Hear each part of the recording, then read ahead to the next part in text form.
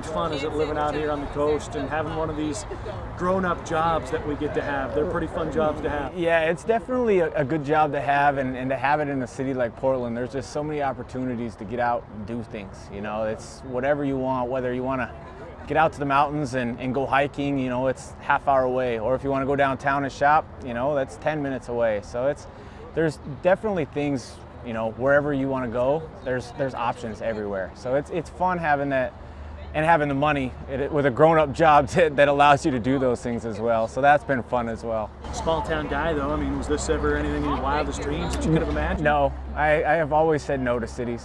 I'm a Montana guy through and through. I love small town. I love everything about how I grew up, and I could have never imagined, you know, living in the city and being a college basketball coach. It's beyond my wildest dreams, but I love it. Take us through some of that college basketball coaching. Last year was a lot of fun to follow along with Portland State and stuff like that. Once a team has a good year, the expectations start to rise a little bit. What are your guys' expectations within? Yeah, it's balancing. You know, we build from the ground up. You know, that first year, 4 wins. You know, and you know, you steadily get to 16 the next year, 19 the next, and then last year was obviously it was a great time. You win 25, you win the Big Sky Championship, and you know, you get to go to the NCAA tournament. I mean, what's better than that? So, you know, when you build from the ground up with freshmen, those freshmen eventually become seniors and they leave. So we're in the rebuilding, I would say rebuilding stage right now, but we've got a lot of good pieces left from last year. So maybe not rebuilding is the right word. I would say reloading. I would hope that that's the term that we can go with, but time will tell. We're young, so hopefully they come around, but I think that towards March, I think we'll be playing our best basketball, which is what you always want.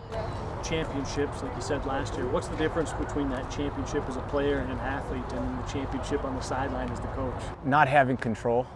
I think that's the worst thing about it, and best thing as well, because you're so happy for the kids. I mean, I loved winning it myself, but there was definitely, when you have control and you're the one that, you know, has a say, the nerves aren't there, you're not, you know, nervous for one person is one thing, but when you're nervous for 15, you know, it's a little bit different. But just, you know, the difference between it for me was definitely that I enjoyed seeing the look on our girls' faces when they had won it. They had worked so hard, just like everybody, you know, but when you get to the pinnacle and you hit the mountaintop, it's pretty awesome to see them enjoy that.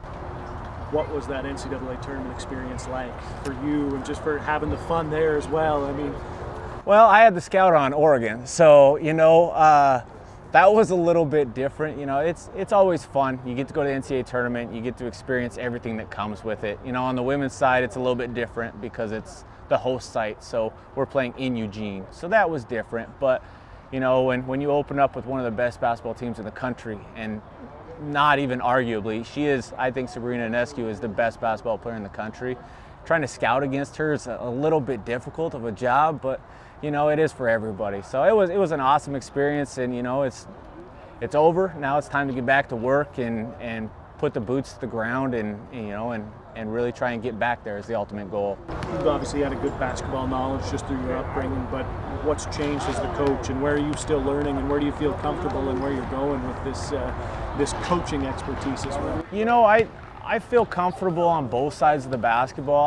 I think that the big thing for me in the transition from being a younger coach to being a little bit older now, not quite as old as some would say, but I think that the big transition has been just the expectations every day. You know, you scream and yell and get after the kids early in my career, and now it's, you know, the expectations have changed a little bit. It's definitely more about teaching and having that evolution of not just a basketball player, but as a person and seeing them grow up. I think I've kind of not lowered my expectations, but changed them for sure in what I demand from them every day, and that's just to be their best selves instead of trying to be the best basketball player and execute the best and, you know, play your best every day out in practice. I just want you to be your best form of yourself, because you're going to have good and bad days, but you know, give me your best every single day and we can go from there. We can work with that. Doing this interview in early November, Montana Grizzlies out here playing at Portland State. Seen some familiar faces, some through marriage relatives. Yeah. How much fun was this to kind of see that Montana and some of those logos, even though you're decking that green right now? Yeah, I'm definitely in the green right now, loving the Portland State life. But yeah, Michael McGinnis, number 14, he's my wife is it's his cousin or her cousin.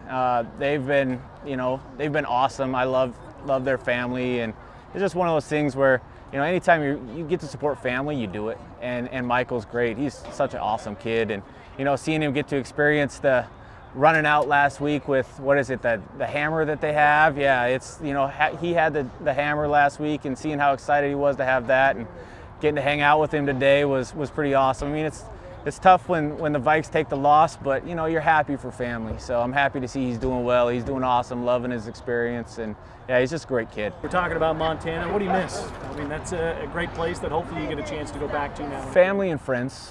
I mean, friends are big for me, and a lot of them live in, I have a few in Missoula, but a lot of them in Bozeman. And so, having the family and friends aspect is what I miss. I mean, and obviously the support.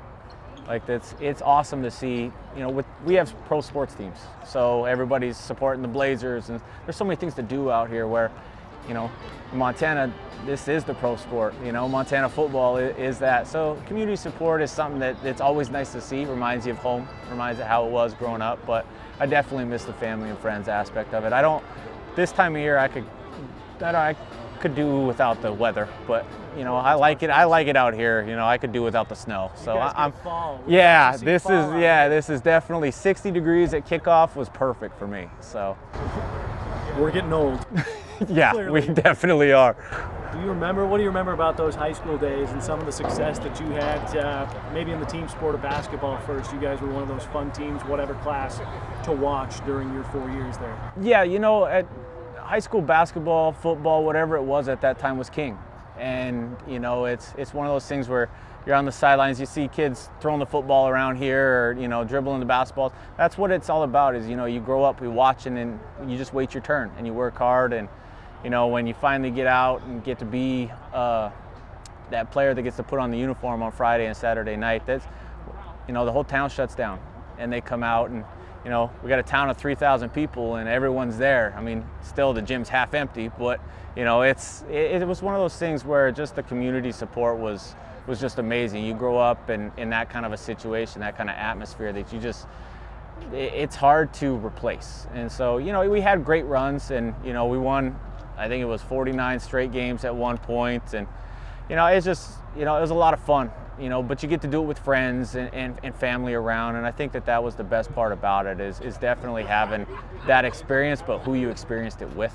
But yeah, great games. I mean, whether it's Browning at home and, playing against Mike Chavez or going against Chris Cole from Harlem or, against Tyler Palmer from Fairfield, you had guys that could really play basketball at that time that there was a lot of fun matchups during that little era, I guess. You're still on the court, so do you have more game than those people that you're just now mentioning? No, I guarantee you. Every now and then we've been injury plagued this fall, so I've had to be on the floor a little bit more than I've wanted to. It takes me a little bit more to regroup and get back after a practice, but every now and then I can get out there, but it's something that time-wise is, I don't have a ton of to get out and just play, but there's flashes of the game. If you talk to the girls, they could tell you there's a little bit left in the tank. I know a lot of people associate basketball with your name just because of the college career back home and everything like that, but tennis was incredible. And I think I only got to see one match live. Everything else was maybe on TV and stuff. But yeah. What was it about the grind? And I know Dad played a huge part in that for you to go out and win all those championships. Yeah, tennis for me was an outlet. It was fun, and I mean it helped that I was really good. And Dad had started me at a very young age with him being the tennis coach, and I was just always around it. And so when you're around it, it consumes you, and you want to be. My attitude is if you're going to do it, you might as well be the best at it. And so, tennis was a lot of fun. I mean, you win 4 straight state championships, and I think I lost twice in high school, 2 AA kids, once as a freshman and once as a junior, and I still think I shouldn't have lost them, but that's besides the point. But it's just one of those things that tennis is a big part of who I am. My dad gets out here, first thing he does is gives me a baby gift. It's a tennis racket. So it's one of those things that it'll always be in me. It'll always be something that I'm watching, following. It was such an amazing run at the time that you look back on it, you're like, wow, you really really did. I mean, there are not a lot of people that are 4-time state champs in anything. So to be in that classification is a pretty cool thing. Player, coach, dad's next on the list, and that's obviously coming. I mean, what is the excitement? I just saw the smile. Right? Yeah. That pretty much says it all. I'm super excited. End of November is due date, and yeah, it's just the next step. You know, I'm super excited. My wife and I have been prepping, and never ready. Just like everybody says, you're never going to be ready for it. But you know, it's just one of those things that I've been looking forward to for a while now. And you know, to make that next step, it's going to be a little bit difficult. Challenge balancing act between the season and getting to practice and the girls team, and you know, having baby boy around. But you know, it's definitely something that's a challenge that I'm looking forward to. A lot of sleepless nights, but I don't get a lot of sleep during the season anyway, so I'll just try to balance the scouting reports with the feeding. So we'll be all right. Grandpa's got a tennis racket. Is anybody getting a basketball? I mean, is there going to be any? How much is going to be in that kid's crib as we get going? You know, I'm super excited. You know, I told the girls this year that this is going to be baby boy's first team.